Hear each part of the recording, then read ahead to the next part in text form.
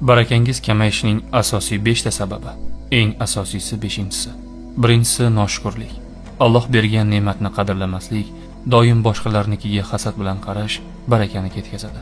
Ikkinchisi noto'g'ri aralashgan rizq. Halol mehnatsiz, adolatsiz yo'l bilan topilgan har bir luqma barakani yuvib yuboradi. Halol oz bo'lsa ham barakali bo'ladi. Uchinchisi kibr va minnat. Biror yaxshilik qilib uni eslatish, minnat qilish yoki o'zini ustun qo'yish bu barakani yo'qotadi. To'rtinchisi namoz va duoni e'tiborsiz qoldirish. Alloh bilan aloqa uzilsa, hayotda tinchlik va baraka yo'qoladi. Duo va ibodat barakani qaytaruvchi eng qudratli kalitdir. Va nihoyat 5-inchisi gunohni yengil olish. Ba'zan inson gunoh qiladi, bu insoniy hol, ammo undan ham xavfliroq narsa gunohni mayda narsa. Hamma shunday qiladi-ku deb oqlashdir. Bu barakaning eng yashirin o'g'risidir.